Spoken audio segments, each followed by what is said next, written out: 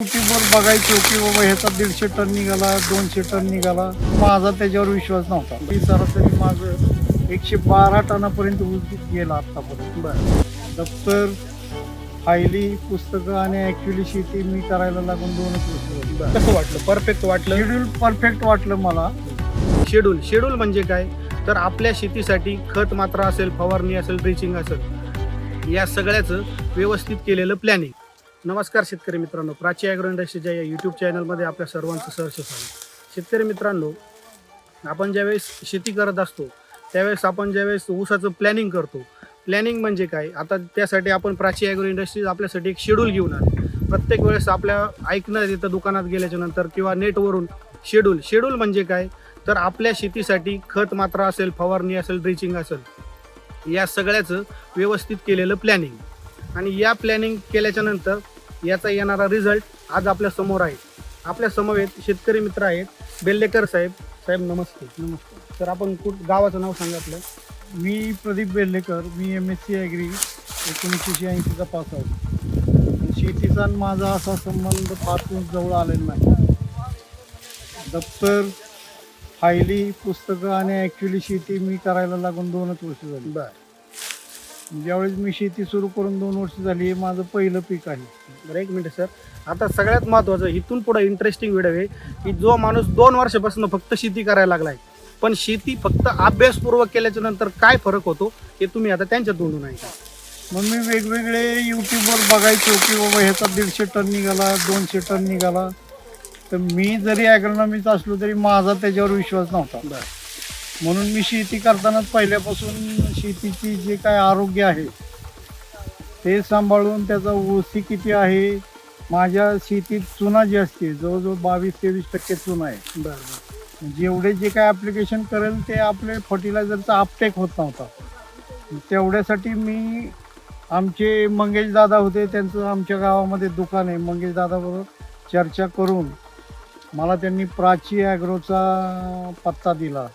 तर मग प्राची ॲग्रोचे पोमणे साहेबांशी मी चर्चा केली. तर त्यांच्याबरोबर 2-3 वेळा मी मीटिंग करून त्यांच्याशी अभ्यास करून त्यांनी मला एक शेड्यूल दिलं. तर ते शेड्यूल मी माझ्या अडचणी ऊसासाठी पहिल्यापासून वापरलं. तर माझा हा ऊस 80-032 आहे. 1 एकराचं शेड्यूल त्यांनी मला समजून सांगितलं. मी त्याचा पूर्ण अभ्यास केला.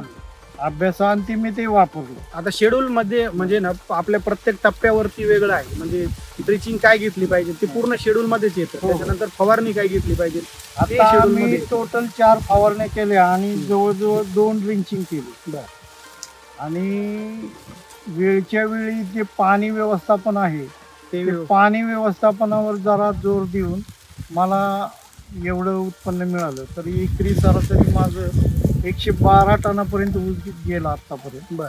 आणि आता सरासरी टोटल काढल्यानंतर आपल्याला सगळा कळेल की हा नक्की किती गेला. एकंदरीत क्षेत्र हे 10 एकर आहे.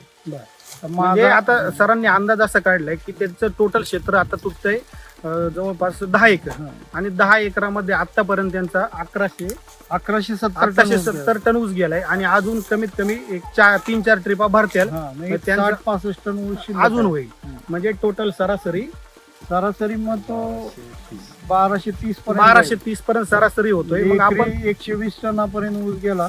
हे माझं तुम्ही हा विश्वास मलाही नव्हता. पण जेवढं टार्गेट किती पकडलं होतं की आपला किती आमचं टार्गेट मंगेश दादाचं माझं टार्गेट होतं 85 टनाचं. म्हणजे एकरी 85 टनाच्या प्लॅनिंगनी काम केलं. फक्त ते काम करत असताना ते प्लॅनिंगनी केलं.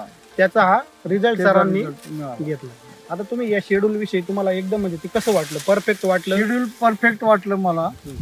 ते शेड्यूल बहुतेकांनी वापरून जर म्हणजे बाकीच्या शेतकऱ्यांना तुम्ही सल्ला नाही, शेड्यूल परफेक्ट वापरलं तर तुम्हाला 100%. मला विश्वास नव्हता की हे युट्यूबवर मी बघायचो 150 टन 120 टन.